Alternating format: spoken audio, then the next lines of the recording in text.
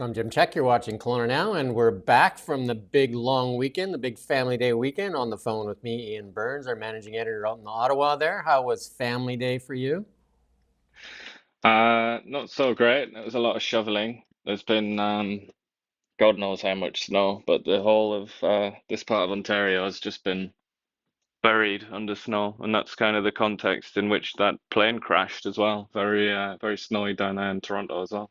Yeah, we're gonna have a little. We'll have a video of that crash in a bit here as well. Terrible. Um, but looking at BC, because our legislature is actually going to sit today, the first time since the election in October, with a throne speech that kicks off our session of extraordinary change, according to what they're saying. Any expectations, Mr. Burns? I would say, being slightly cynical as I am, that I expect Mr. Trump to be a gigantic shadow over the speech today and to be blamed for all bad things in British Columbia. Including the promised $1,000 that's been clawed back there, not clawed back, but I guess no longer being handed out. If they would have sat earlier with a fall session, that people have been asking for that $1,000 that was promised for a while now, and now they're being told they can't have it. And then there's a lot of outreach on the internet there saying, well, why don't you claw back some of those raises that were given to some of the MLAs, and nothing but silence on that. Yeah, well, they need that money, don't they? I mean, they've got a lot of things that they need to buy. Unlike the average British Columbian, they don't need anything. There you go. The cynic has spoken. Um, and then this is a Holly Jones Blacklock story, and this is a part problem that's plaguing much of Canada, including British Columbia. Um, Wanted 668,000 over 68,000 medical staff. Canada currently short nearly 69,000 doctors and nurses and other healthcare workers, says a Department of Health report.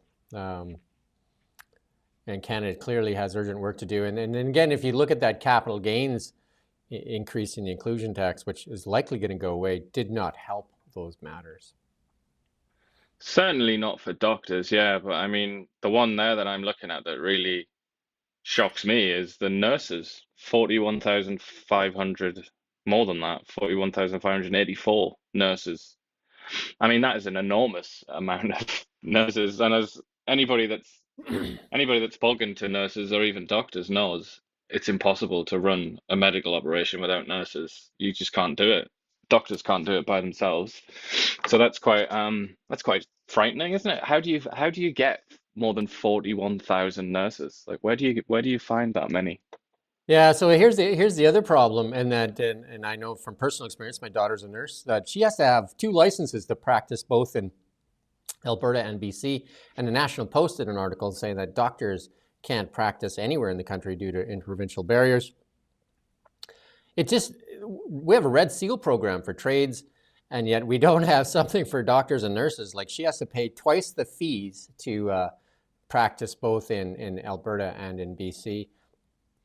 Makes no sense at all. And if she's qualified to work in Alberta, why isn't she qualified to work in British Columbia? Why are we putting barriers up for our health practitioners that, you think one standard across Canada would make sense? Definitely. But I just think the provinces, I mean, it's the nature of confederation, I suppose, and the way that Canada was built and the way that it was sort of designed to work. You have these like very, very mighty jurisdictions in the form of provinces, don't you? And I mean, it's a very old argument, but maybe they have a little bit too much power when they can create Yeah, problems this severe. I think But it I mean, might. it's not just that. I mean, these barriers aren't the only reason that there's a lack of healthcare workers. Um, It's something that's not often mentioned in these stories. I don't know if it is in Blacklock because I haven't read this one. But one of the main reasons for this shortage is that the demand is so high, and mm, that's to do with demographics. That's to do with mm. the fact that the average age in Canada is like something around 40, isn't it? Like there are just so many old people in this society that it's almost and it's growing too at a very rapid rate if you look at the projections because there haven't been many kids being born and the baby boom is obviously that was a glut of births They just keep getting older and older. So I just don't really understand. I don't understand how it can be achieved really, unless we can train those Optimus robots to become nurses or something like that. I just don't know how you could possibly find the manpower to solve the demographic crisis. Well, a lot of it has to do with bodies, though, too. Like each province has its own body that looks after their doctors and nurses and that, and then that's part of the problem too. I mean, I'm an accountant, and there is a national body, and I think they did solve it with the Red Seal program with trades, and there's no reason they can't do it with our health professionals as well. And some of these bodies just need to let go and have a national body as opposed to all these provincial bodies. And it might get rid of Yeah. some duplication, some costs and that. Like I said, like my daughter pays fees both in British Columbia and in Alberta to practice in both places. So those are additional fees that the nurse has to pay to be able to work in both provinces. And during COVID, she couldn't find enough work, so she was actually working in a hospital in Calgary and she's working in KGH here in Kelowna. Yeah. I mean, those organizations are extremely controversial, aren't they? And that's, you've mentioned it for accountancy there and also nursing, but I mean, anybody that knows anybody or has spoken to anybody that has to deal with these colleges and these associations knows that it's like it's never a good relationship, is it? They never like them. I've never known a single person that says like, oh, thank God for my college, you're always looking after me, when they just take huge amounts of money and it seems to me create quite a lot of trouble. So that's definitely an area that probably does need to be looked at, I would say. But how do you get these people to voluntarily relinquish the power that they have and the status that they have in the provinces? I don't know. That's the That real question. That is the toughest thing, and that's that reaction you're seeing in the United States right now, where you're seeing this duplication and these efforts, and the screaming and the shrieking, because you're taking away, some of these positions, and these duplications of effort and that.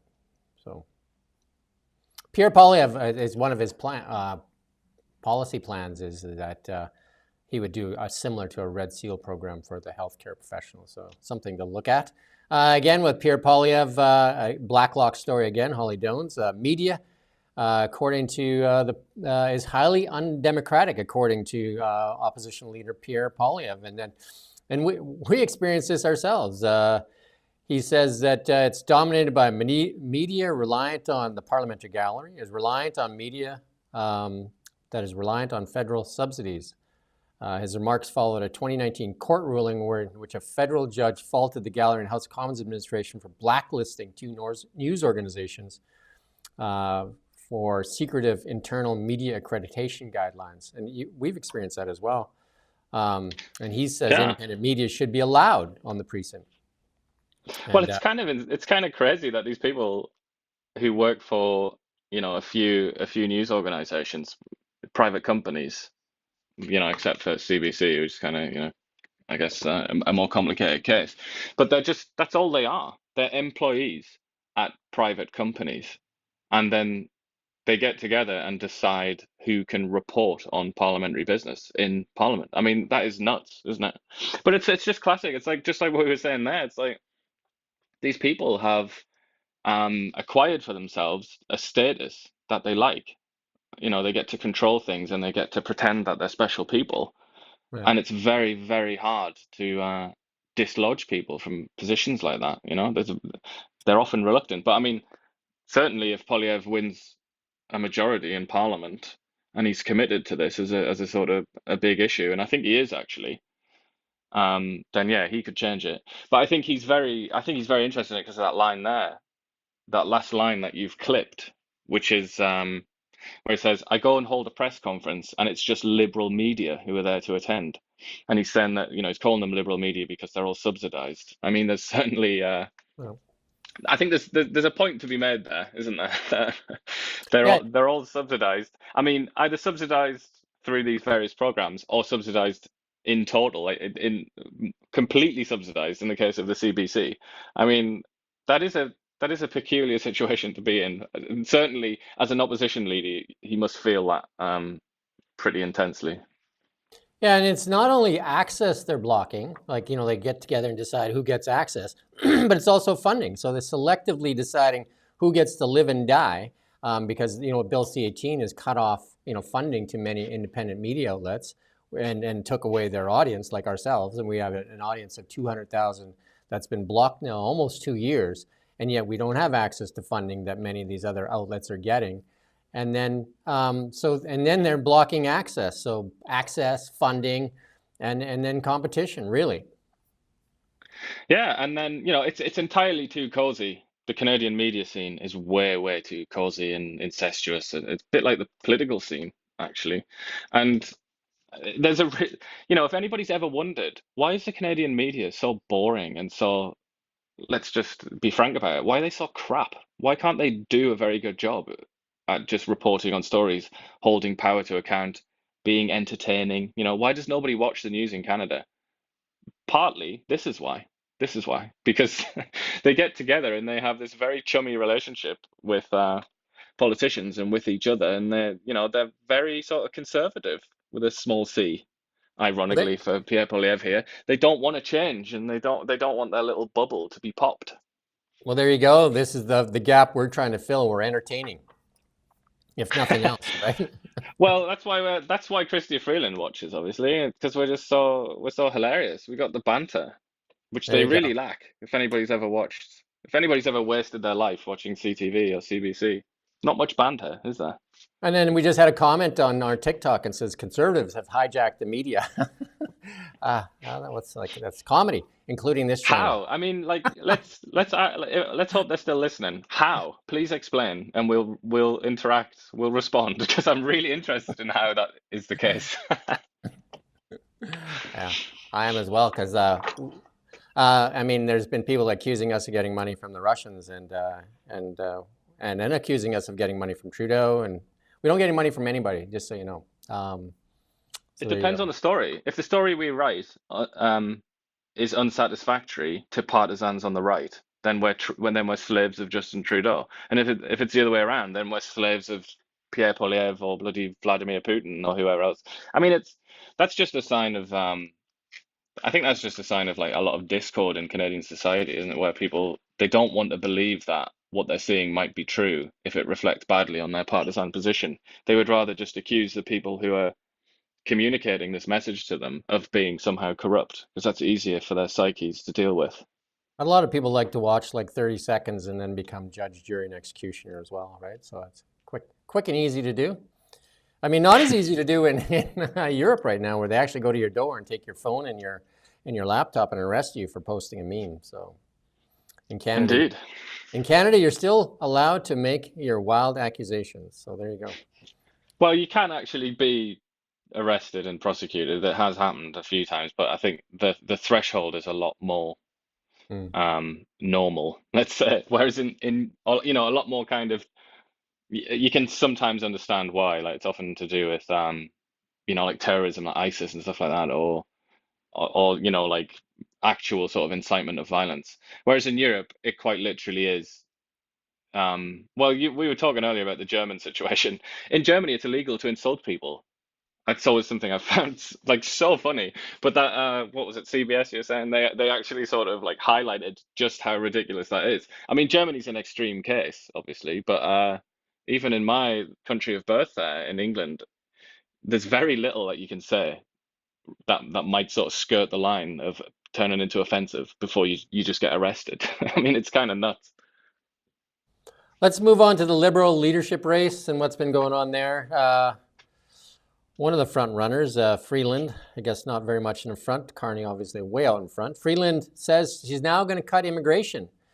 She's changed her mind on many things. This is again another Holly Dolan's Blacklock story. I would advise people to go to Blacklocks and register. You can get all their great information for subscription. That's how they run their model. It's $314 a year.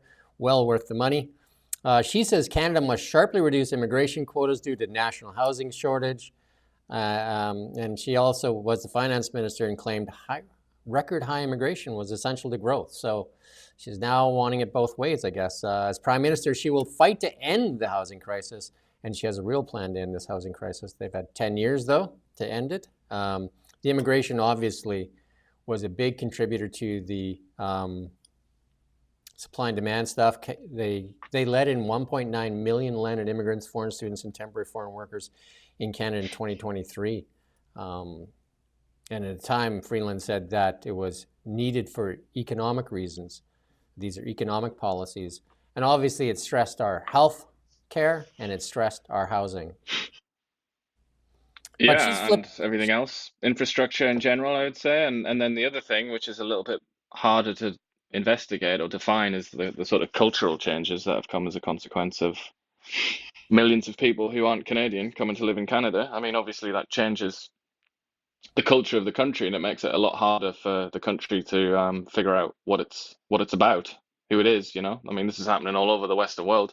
This ties into the what we were on about earlier, though, about the shortages of healthcare workers because of the demographics, because the sort of population pyramid, as they call it, is very bad, very, very, very, very bad in Canada. It's that everyone's favorite word, existential. This actually is existential, unlike most of the other things that people say.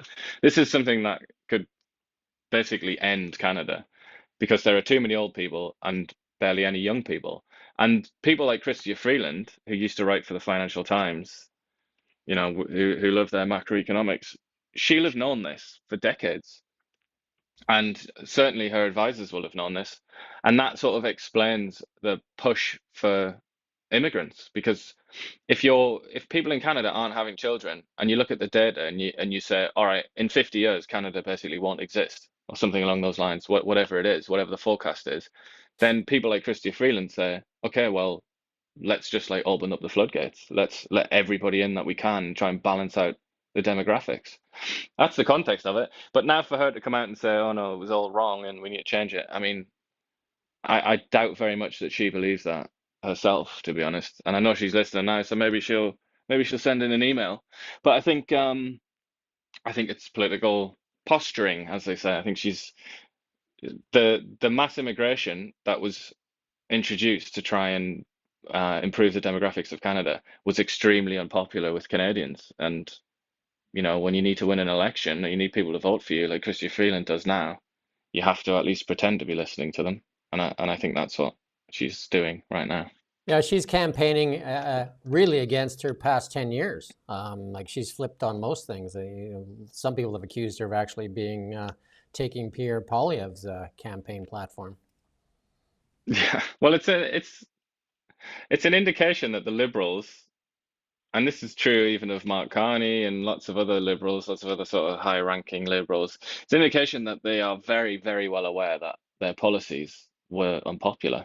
Like the majority didn't want them because now that they need votes, now that they actually need to go to the people, they're abandoning all of their own old positions.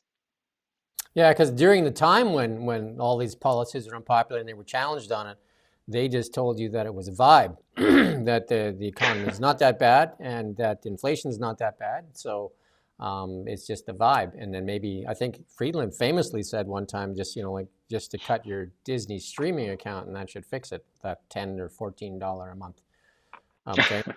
And I think one person just commented here, it's hard to have kids when you can't afford it. And I think that's the main reason a lot of people are foregoing children is it's definitely tough not to have both people working. So, like that's a choice then. If one of them has to stay home, it's definitely an economy thing. Yeah, you would think that, wouldn't you? But I mean, I've read quite a lot about this, and there are, economists who sort of call themselves demographers, who just specialize in demography, demographics, like why people do and don't have kids and so on. And they don't seem to agree that it's to do with money, even though it would seem to be obvious that it is. I mean, that just seems like common sense, doesn't it? But they associate it a lot more with urbanization, particularly people moving to the cities and into like in space as well, like Yeah. how big your living space is. How And hard to have a child and a dog and a cat in 300 square feet? yeah, yeah, I think that's about it. Yeah. Yeah. And then speaking in the other liberal leader, Mark Carney, he was on with Rosemary Barton live with CBC, and And he said some things, and this is Pierre Poilievre kind of like sharing it. So we're going to play this clip for you here. Poilievre yesterday, as you probably did. He didn't mention the provinces once. He never mentioned First Nations. He acted as if it's just his decision to fly in somewhere and decide which pipeline happened. If you listened to Pierre Poilievre yesterday, as you probably did, he didn't mention the provinces once. He never mentioned First Nations. He acted as if it's just his decision to fly in somewhere and decide which pipeline happened. Bring home production to this country, and that's what we will have. My common sense plan to unleash the production of our resources will allow us to be self-sufficient. We will incentivize Indigenous leaders to support these projects by letting companies pay a share of their federal corporate taxes to local First Nations. Second, I'm announcing, and by the way, that will allow First Nations to spend that on clean drinking water and a better future for their people. I want the First Nations people of Canada to be the richest people in the world. New trade partners. I mean, we sell 75% of our exports to the Americans. I've got a new export partner in mind. A new country that we're going to use to become less dependent on the Americans alone. Great country. Nice people. They speak French and English. Cold climate. It's called Canada.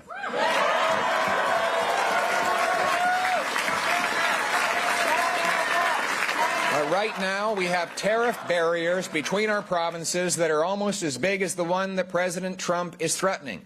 That's why we sell twice as much to the Americans as we do to ourselves. This is madness, my friends. Within 30 days of becoming Prime Minister, I will bring together the premiers with the aim to remove the hundreds. Yeah, I just wanted to get to that part there because Carney made that accusation that he didn't mention the First Nations or the provinces, and he clearly did in that speech, and that's where Poilievre was putting that out there, and that's been all over. I did post it on my LinkedIn as well, and then Rosie Barton failed to fact check him there, although they both said they watched it, so I don't know how they missed those two things. Yeah, I mean, I suppose Carney's broader point is valid and is a good point, isn't it? It's really hard to get anything done in Canada because you have all these different layers of authority, and they all want to have their say, and they all want their slice. It is like that's a very good point, but it doesn't mean that you have to be deceptive, as Carney seems to have been there. Yeah, because I mean, he clearly accuses Poilievre of not addressing those two issues, and that he would address that. I suppose you could say that, you know, he's exaggerating in a sort of political style, and he's saying, obviously, you know, Poilievre thinks he's addressed them, but he hasn't really. It's just talk. That could be what he's trying to, or that might be how he would defend it. Yeah, and Rosie Barton did not challenge at all. She nodded when he asked her if she watched it, and obviously they weren't listening when they were watching it. Then, how's that? Yeah, I guess that might be it, or it's just politics, and it's full of people that tell lies about each other. There you go. Jagmeet Singh says, count on a March call for an election. And this has been out there quite a bit. People saying that Mark Carney wants to call the election. I mean, I even had Renee Merrifield on be on the ballot this morning, and she thinks that he will actually ask Justin Trudeau to call the election prior to the leadership vote, so he doesn't have to disclose his financial statements and that. I mean, that's what Rosie Barton did ask too. I'd suggest people go watch that full interview. It's a good interview, actually, and go watch that because he kind of like skirted the issue on disclosing, and this would allow him not to disclose. So, according to Renee, so you can watch that whole Renee Merrifield interview too on Kelowna Now.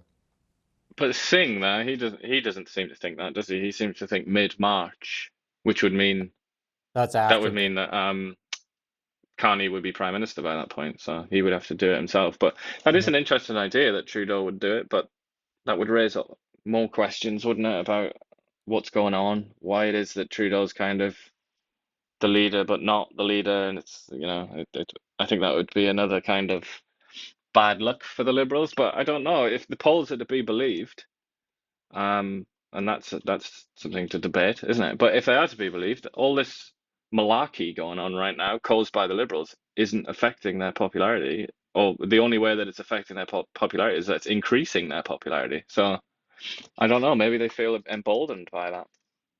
And then, yeah, so he was saying that the party has fewer than half its candidates nominated, and they need to fill that slate by March. So there's your chance if you want to run for the NDP. They need some candidates. They have nominated up to 140 candidates already. There are more to come. And he said that he's ready to fight in this election. There's many pollsters saying that he's going to have to fight for his own seat. Yeah, that'll be a very interesting one, especially when you think about how because it's Burnaby, isn't it? His riding, and if you think about the provincial election, there's a lot of people who are inclined towards the Conservatives in that neck of the woods. So that will be an interesting one. Yeah, and he's many Canadians have expressed their concern that he's kept this Liberal government in power, and we could have had a new leader right now to face the threats of Trump, and yet we don't, and we continue this this kind of like vacuum, with a leaderless vacuum, while we face some really tough economic threats from south of the border.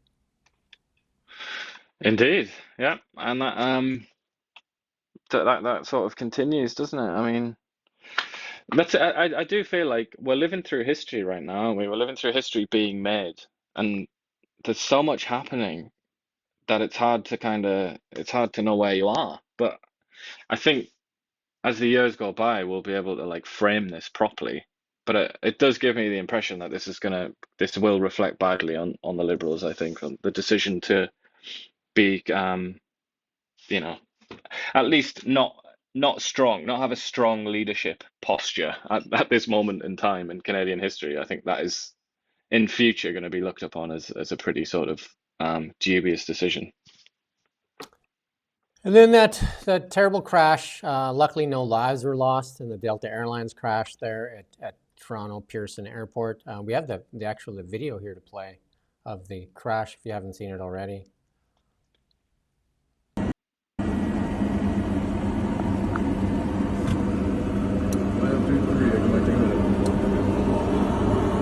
Oh fuck! Oh fuck! Oh no no no no no! That's good, wrong. And there's a lot of airline people on there speaking about how it seemed to hit the ground very hard, and it apparently snapped one of the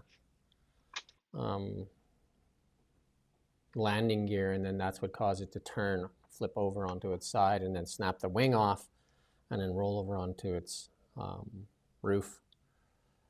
A miracle that they all survived, though. I mean, I know there's two of them now, I believe, are still in hospital. They released one because there were three that were taken.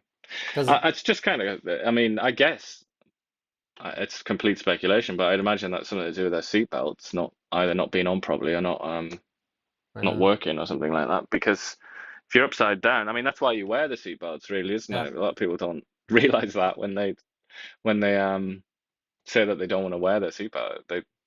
It's actually to keep you, in the seat in case the plane goes upside down, in case it drops out of the air or something.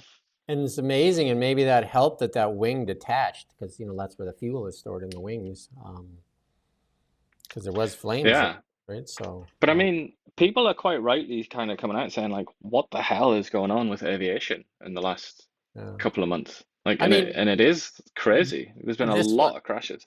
This one is not anything to do with air traffic controllers. This seemed to be like, again, a lot of pilots, and I've come out and said that it seemed to hit the deck really hard, as opposed to, I mean, you can go read all the stuff out there. I'm not a pilot, and it does seem like it was more of a bang to the ground, as opposed to how they like kind of touch down, right? So I don't know.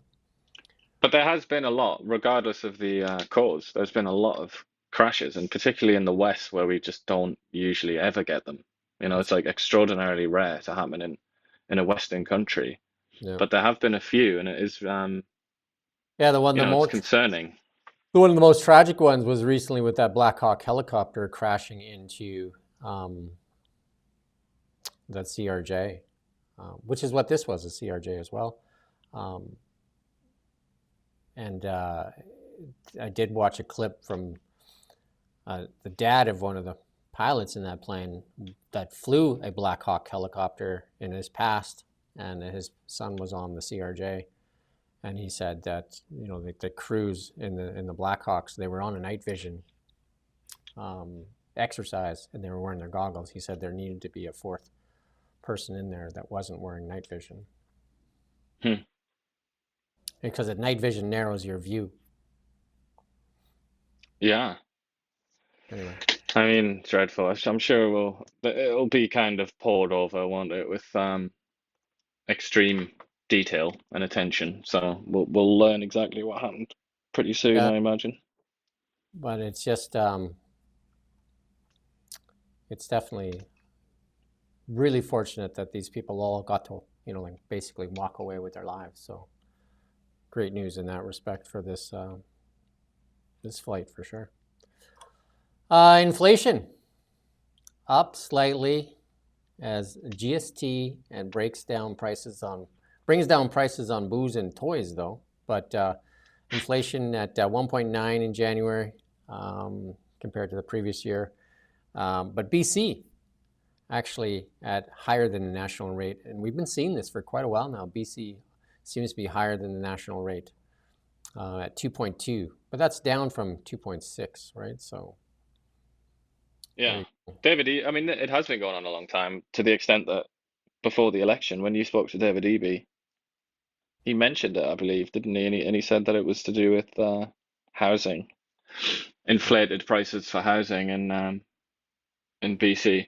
But yeah, I mean, the main what sort of caused this inflation, slight increase was natural gas, and also gasoline.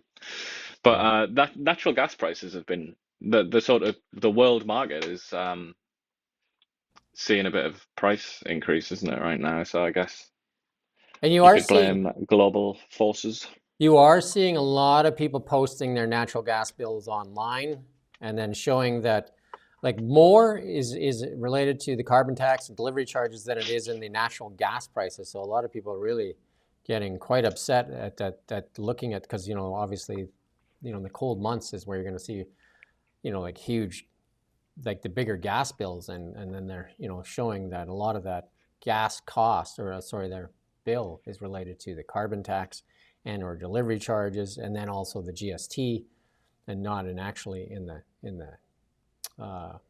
natural gas itself.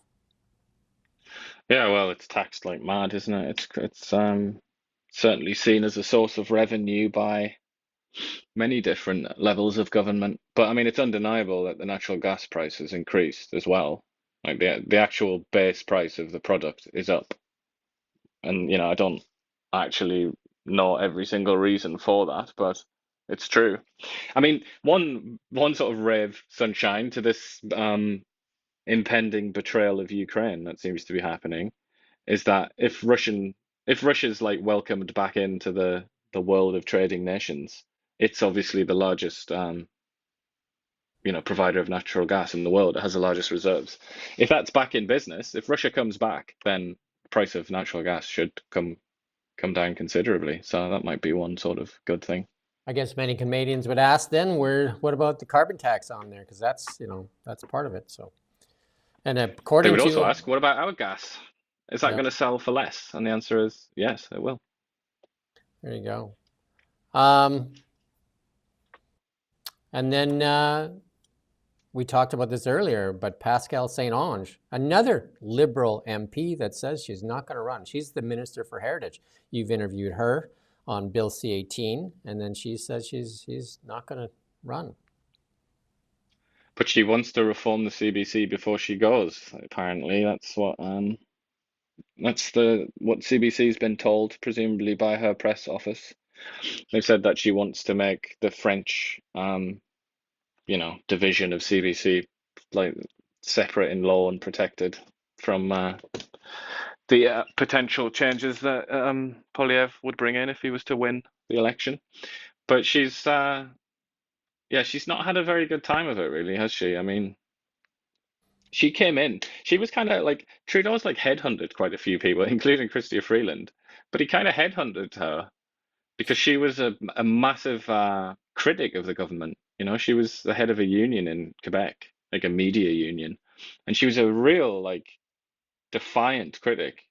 And then he kind of brought her in to run the media for the federal government, basically, or to run sort of things related to the media. And then the biggest task that she's been given, she was given a couple other ones that just ended up being like dead ends that didn't go anywhere. But she was given the C-18, you know, the Online News Act to oversee, and that's not really been a success. I don't think there's anybody, I don't think any neutral observer on this planet would say that, that's gone well. So she hasn't, I don't think she's had a good time of it in politics. She's certainly not been successful in any way. So I think she'll probably leave with a certain amount of bitterness. Well, I mean, we would say that she keeps saying that she's there to support local independent journalism, and we would argue with that. In fact, Bill C-18 has been crushing for, especially new media, crushing for local independent media, like outlets like ourselves that are denied the funding, yet also had their audiences taken away with Bill C-18. There is some talk of the digital services tax being attacked as well, so that could end Bill C-18 as well. Yeah. Well, you know, Zuckerberg, best mates with Donald Trump now, apparently. I mean, I'm sure that in his long list of things that he wants from Trump, I'm sure one of them is sort out this stupid situation in Canada where, you know, Well, news articles are banned from Facebook. Google is due to pay that $100 million here in June, and right now it looks like they might not be paying it. So all the media outlets waiting for that may not get it. Yep.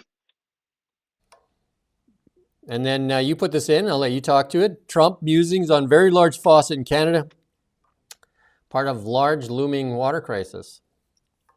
It's just, you know, credit where it's due, as we always give credit when it's due. And this is quite a good article, I think, by the CBC. I mean, it asks very big questions and it's not long enough or comprehensive enough to answer them, but it's a good like snap. It's a good like few hundred words on this problem that exists of Canada. Well, I say a problem, in a way it's a problem, I guess, of Canada having a lot of water and America needing a lot of water, and kind of what that means for the future. And they speak to some, I think he's called a water scientist. I thought maybe hydrologist is what he would be actually called, but they refer to him as a water scientist in Saskatchewan. He says that he sees like very dark clouds on the horizon because he senses that, I guess, the system that is in place right now, which is very orderly and very courteous and sensible when it comes to water between the US and Canada, he sees that as breaking down, and you know, anything could happen then. And obviously Trump, at least in the way he speaks, is an imperialist. That I mean, there's no other way to describe him. Based on his own language, he believes in acquisition of territory for the United States, including Canada, which he's, you know, has said numerous times he wants to possess. So in that context, that it kind of, it's a little bit spooky, isn't it? It's a little bit scary. The Americans might come and try and seize the water and then send it down into the Valley of California, or, you know, parts of the southwest of America, which are just dry to the bone and have been basically in drought for a very long time now, and they're desperate for water. So it's just one of those things to watch, really, I suppose, over the next few decades. Yeah, no, I've some of the people on out there on social media saying that we should stop the flow of the Columbia River into the U.S. And I'm just like, where would you put the water? Like, where are you putting it? Do you know what I mean? Like, it's a pretty big river. And then, excuse me, the Okanagan Lake system is a river system as well that's controlled by a series of dams. And then we do have a water treaty where, you know, to keep fish alive, we release enough water to keep the fishery, the fish is alive. So that is a chain of lakes. And then we've got a good article on Kelowna Now if you want to look at the Okanagan River system, which is basically a series of lakes that flow into the United States through the Suez Lake there. And that half of Vesuvius Lake is in the United States. So half of Vesuvius Lake is in Canada and half of it's in the United States. So I'm not sure how you stop that either, because the lake is actually in the middle of two countries. No different than many of the Great Lakes. Yeah, it's split right along there, isn't it? Yeah. And a lot of rivers. I think part of the Mississippi, part of where it gets some of its water is actually just over the border as well, isn't it? Just a small amount. But there's a certain, this is the thing with Canada and the US, like they're so linked together. Yeah. This is why so many people are just exasperated when they see Trump and his cronies come out and say the things that they're saying about Canada. It's kind of like Yeah. you Well, would expect them to have an extremely comprehensive, detailed plan, but they obviously don't. It's just kind of like, yeah, let's just 20% tariff on Canada. Let's see what happens, kind of thing. It's like it would be very, very difficult to separate the two countries, and water is just one of like hundreds of areas where they're so strongly linked together. Trump may be a tough guy, but I don't think he's tougher than Mother Nature. So Mother Nature has her own. Again, it's tough to contain that water. So, Yeah. Melanie Jolie, Canadians are interested in being involved in Ukraine security after the war.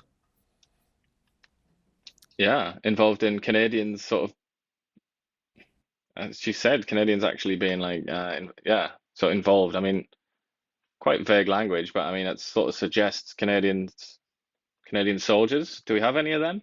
If we can find any of them, if I you can think do the Where's Waldo and find the Canadian soldier, then I we think send them to Ukraine. it's no. I think she's parroting what the UK Prime Minister said, where they want to put British troops there, like in a peacekeeping role to keep the security once they get peace, to ensure the security stays. So they did conclude those talks today in Riyadh with Saudi Arabia between the Russians and the Americans, and they did say that the next step will involve the Europeans and Zelensky, because there's a lot of frustration from the Europeans and Zelensky that it was the United States and the Russians that were speaking first to each other. Yeah, justifiably so, I would say, considering the Europeans have given far more money to Ukraine than the Americans. But obviously, the Americans have given more in terms of weapons, so they think that it's all theirs. Well, I mean, it's not just that. They also just realize that they're But America and they're the kings of the world. So and they're doing what they want. I would push back. There has been no communication with the U.S. government or the Europeans for a long time with the Russians, and the first step in ending any conflict is actually a conversation. Well, they did try. Macron had a number of phone calls with Putin, didn't he? Quite sort of That was a long time high ago. profile. It's been a And while. then he just said eventually, he just keeps lying. He just keeps saying he's going to do something and he doesn't do it. So there's just no point in speaking to him anymore. Well, And I can kind of understand that, but that's to do with hard power as well, isn't it? When you're dealing with a psychopathic thug like Vladimir Putin, if you don't have the actual strength to back up your threats or whatever, or your demands, let's say, put it nicely, then a psychopathic thug is not going to really act based on what you do, not going to really care. And Europe doesn't have much of a military at all, frankly, similar to Canada. So it's all bark and no bite. So obviously the Russians just promptly, or let's say Vladimir Putin, listened to Macron and so on, and Schultz and all the rest of those losers, and then promptly just ignored everything that they said and continued with the war. Whereas America actually does have a military, so, and has actual hard power. So if they threaten you and tell you to do something, you will listen, won't you? Even if you're, a dishonest scoundrel barbarian like Vladimir Putin. Let's move on to markets. Gold up this morning, up quite a bit actually, and challenging for that $3,000 mark US. And in Canadian dollars, care to take a guess again today? I'm going to say 4,300. No, 41.58, up $45 today though. That's not bad. I feel like you dismissed that fairly good guess there. You were close. There you go. In in Canadian dollars, quite a bit, like 29.31 in American, and you can just see the difference, eh? And then 41.59 in Canadian dollars. Bitcoin, again, doing its thing in that range there, bouncing around, kind of building a really strong base, just under the $100,000 mark. Currently just under 95,000. But again, it looks like it's building, and it looks like, to me, it technically looks like a head and shoulders pattern. If any traders out there want to make any comments on that, but that's what it looks like to me. Canadian dollar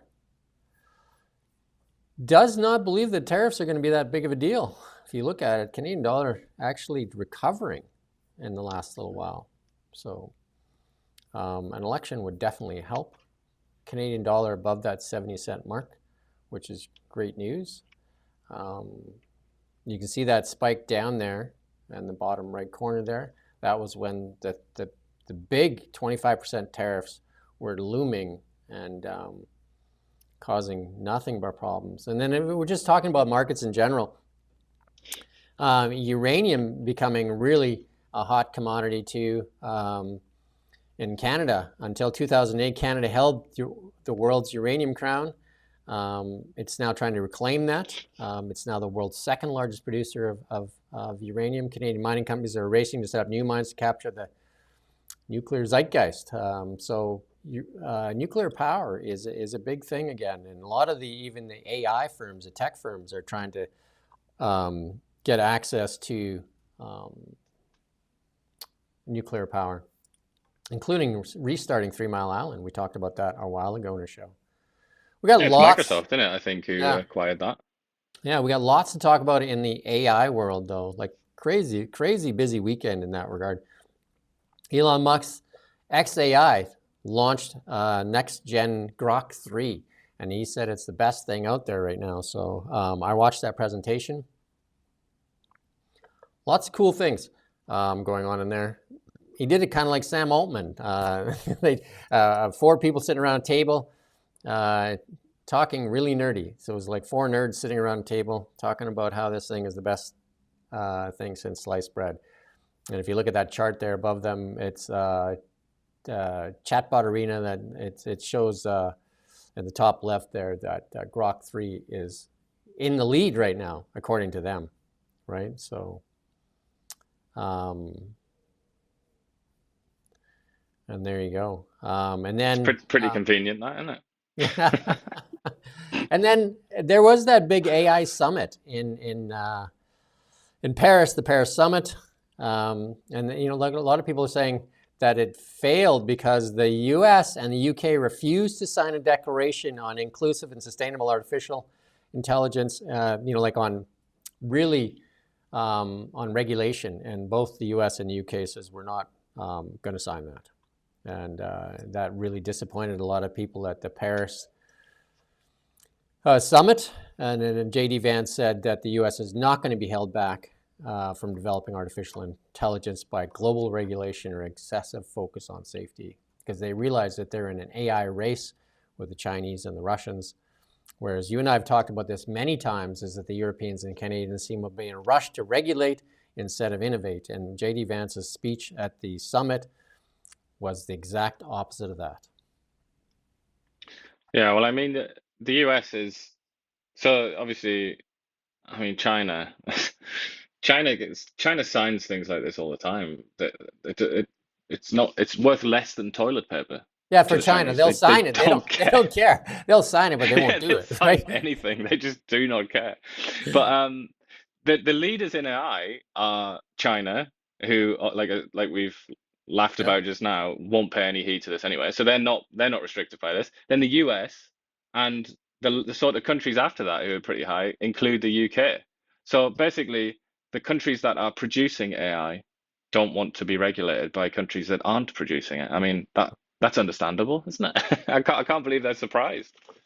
Yeah. So I mean, they'd hoped, and that's the thing. And when you're not innovating, you're trying to slow everybody else down, but you know, the countries that did sign included France, China, India, Japan, Australia, and Canada. And again, like you said, China will sign anything, and they just won't adhere to it. They'll probably sign it and hope that you follow it. And at least the Americans and the UK said, we're not signing it, instead of just being dishonest and signing it and then not doing it, right? Yeah, and I mean, the France is a bit of a funny one because they do have, well, the French have some AI companies. They actually have an AI sector of some sort of significance, and then they also, generally speaking, obey treaties that they sign, though not always. So I mean, that is a peculiar one from them, I guess. I can't really understand that from the French perspective, and India as well. It's not like India to do this kind of thing, but then India would break a treaty like this at the drop of a hat if they suddenly had a thriving AI scene, you know, like they always look after themselves, the Indians. So those ones for me look quite interesting. Yeah, somebody asked in our comments there if anybody remembers FTX, the scandal and Sam Bankman-Fried. Of course, we do remember the whole big scandal, and Sam Bankman-Fried, we understand, is still in prison. But he, you know, surprisingly, I thought maybe he might get a pardon, but his name seems to have been missed in that. I don't know what kind of prison he's in. And interesting world. The New York Times approves AI use, though. So there you go. So some editorial staff starting to use it. They're using an AI tool called Echo, designed to summarize articles, briefings, and company updates for employees. They'll receive AI training, new guidelines out suggesting edits, generating summaries, and creating SEO headlines. There you go. Like, that's who's responsible for all those headlines that are clickbaity. That's why they're so dreadful. They say AI cannot draft or significantly rewrite articles, bypass paywalls, or process copyrighted materials. That's what they're saying. There you go. I think that there's just to translate that for people who don't know, I would say that thing about bypassing paywalls and copyright materials, that's because the New York Times is one of many organizations that's expressed fury over the likes of ChatGPT, which they say just uses its copyrighted material. So that's their way of saying, you know, we're still angry about that. And then the other thing there, where they say AI cannot draft or significantly rewrite articles, that's them saying to their reporters, please don't go on strike or get angry. We're not going to fire you and replace you with AI writers. But, you know, I would say that they're not committed really to either of those points. And if the tide turns sufficiently, they'll jettison both of those points, I would suggest. The word significantly stands out there, in that AI cannot draft or significantly rewrite articles. So yeah, they're definitely going to use it, and it's going to be, you know, I mean, this is just one of so many areas. It's almost like you can ask the question, like, why are we even focusing on this one? Because there are so many, but I think it is quite important how you get your news. But I mean, AI it's definitely going to penetrate news, and there are going to be lots of people that are upset about it. But I think one of the things that I think about almost the most when it comes to AI is like law, like who are people in the law who are paid astonishing amounts of money, as anybody that's ever had to deal with a lawyer will know. They get an astonishing amount of money, and sometimes it's just so that they can go and like read books on the Constitution, or you know, like read laws. That's sometimes like basically what they're doing. And then they come back to you and say, okay, this is the law. I mean, AI can do that in 10 seconds, and it's basically free. So I feel like that's going to be one that all these professionals, you know, journalists, doctors, lawyers, it's almost like they're the first targets of AI, which is not usually how it works with technology. Usually technology gets the kind of the people who are at the low skilled end of the spectrum, but it's going to get high skilled first. Yeah, accountants, lawyers, that stuff, and that was, you know, my job in accounting. I did watch that Grok presentation, and one of the demonstrations was pretty interesting. So the question that was asked of Grok 3 was, plan a mission to Mars and return, and then illustrate that. And, and of course, Elon would know how to get to Mars and back. And it did the the orbits of the illustration, the orbits of the Earth and Mars, and then it did the trajectory, and it did all the computations for launching a rocket to meet that, because Mars and Earth are close together every 26 months. And so you don't want to go when they're far apart, obviously, but you do want to go when they're super close to each other. Super close, meaning a lot closer than they typically would be. So pretty impressive what it did. And then they did another demonstration where it asked it to create a game and actually make it a workable game. And they did a blend of Tetris, and I can't remember this other game name. And, you know, I'm not a gamer, so, but it created a game like in a matter of minutes, and that was playable. So pretty impressive. Yeah, and people have said that they've used it to build an app. Like they've had a concept for an app, and that's actually succeeded in writing the code like sufficiently you know, good, sufficiently accurate code to be able to actually just build the app right there and then and like use it. Yeah.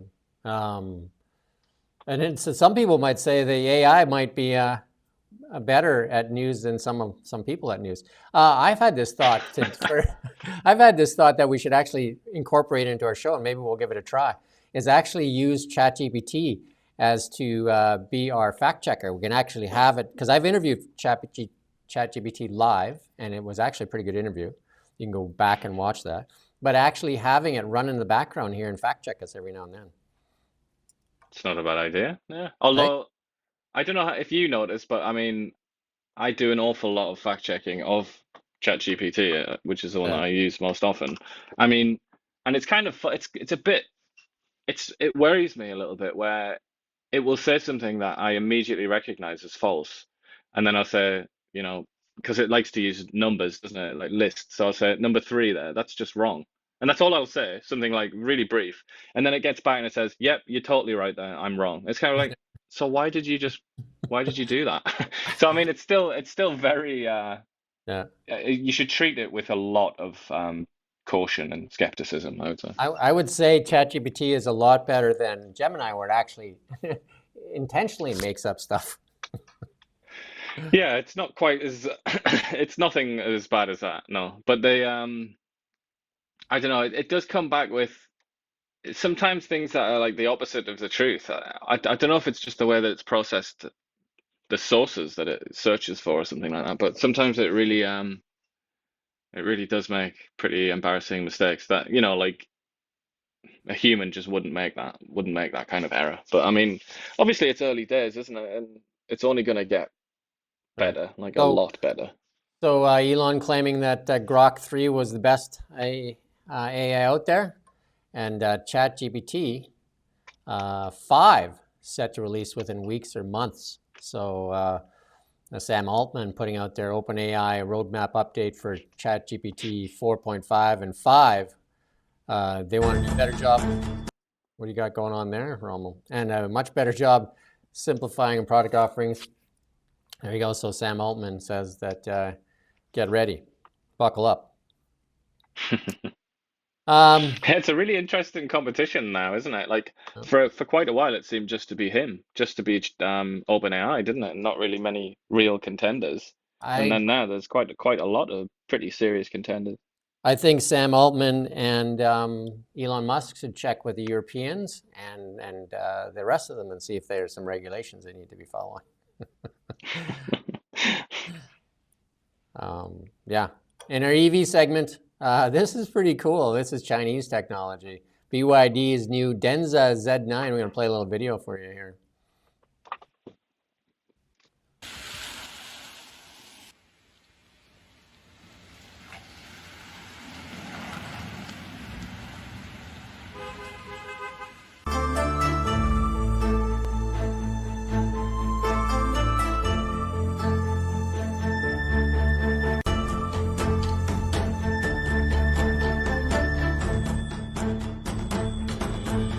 That's good, Rommel. For all you people that don't know how to parallel park, there you go, in those tight spaces. I would say that's, in my experience, most people probably, so they'll be happy about that. It's I don't know what that does for the rubber on the tires, because obviously that's a back tire spinning one way and the against each other, and that's how it kind of like skids its way into that parking space there. Interesting for sure.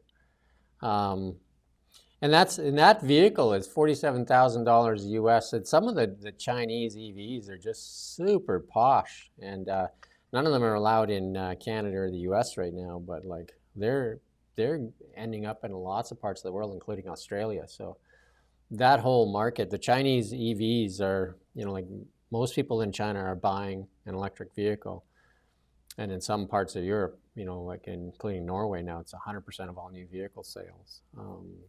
It's still quite low here in Canada and in the United States, but some of the technology in these vehicles is just mind-blowing. We got our meme. We're going to close off with our meme. And South Korea joins DeepSeek ban. That's the Chinese AI. And it's actually an animated meme, but that's it. I'm blocking you. Yeah, it's I mean, cars. So EVs, we were just discussing there. AI, it's kind of, and chips. Like that. There are at least two economic blocks emerging now, aren't there? And it seems like the American-led bloc is absolutely convinced that they can exclude China from the party, and that's what this is. Obviously, South Korea is essentially a kind of vassal of the United States, and that's them out. Just like we don't buy Chinese EVs, we're gonna like But TikTok and all sorts of things. Like we follow their lead on most things, don't we? And that's the American bloc being created before our eyes. two of the biggest purchases people make in their lives are typically their home and their automobile. And now automobile production is now the greatest auto producer in the world is China. Like they make over half the automobiles. Like they run the manufacturing in the world market now, right? So they are the biggest, and that technology that they're creating is that was done in a few short years. Like if you look at the rise of the Japanese automaker, that took a little while, and they kind of started off like. And remember, I don't know if you remember, but the first Hondas that came out and Hyundais were just absolute garbage, right? They were rusting on basically on the dealership floor, right? Like the Hyundai Pony and that, they were just so bad. And now look at what they make is incredible, but it took a little bit longer. But the Chinese have gone from like almost no game in the automobile market to like on their game. And again, it was really by inviting all the legacy automakers to China. And that includes Ford and GM and Porsche and Audi and Volkswagen. We're all there making cars in China. And now they're closing those factories down, and the Chinese automobile companies are buying those closed out factories and taking them over and starting to build EVs. Yeah, it's been a fairly sort of predatory economic policy that has actually worked, hasn't it, for the Chinese? And I would say the same thing. Apple went there with Foxconn to build their iPhones, and then all of a sudden there's this company that's one of the world leading companies, Huawei, right? They seem to build really good phones. They invite you there. And again, I've used this analogy as they're like the Ferengi. They copy everything and they just, they work at doing it cheaper, better, and faster. Yeah, it's economic nationalism in play, isn't it? In practice. But if the Americans do succeed in sort of completely or mostly separating themselves from the Chinese economy, at least on high value add stuff like cars and phones. If they do that, then China, when you actually look at consumption around the world, so much of it comes from the US, just the US. It's such a huge chunk. It's kind of like, that's why they say, like, if you really want to make it in any business with any sort of product, it has to be sold in America because that's where all consumers are, really, a huge chunk of consumers. But then if you add in Canada, Europe, Australia, and all the rest of America's followers, then you kind of run out of consumers. So in that scenario, the Chinese would just be selling to themselves and to various like middle income countries and poor countries. That's not gonna work for them the way that it worked for the Japanese, for example. The Japanese had the whole world to sell to, that's how they made themselves into such a rich country. But if the Chinese had denied that opportunity, then I don't really know how they can do it. You know, I don't know how it could possibly work if you don't have the market to sell it to. Yeah, so that's that's our show for today. We do thank you for watching. We ask you to visit KelownaNow.com all the time. We're on every morning. We're late this morning. We're late on Tuesdays because we have the Beyond the Ballot show with Renee Merrifield, former MLA, that comes on every Tuesday at 8:30. So, but typically we're on just around 9 o'clock. So we look forward to chatting with you tomorrow. Until then, we do thank you for watching Kelowna Now. We don't just report the news, we live here too. We're your neighbors, bringing you stories that matter to all of us. No government funding, no outside influence. Kelowna Now, local, independent. News you can trust.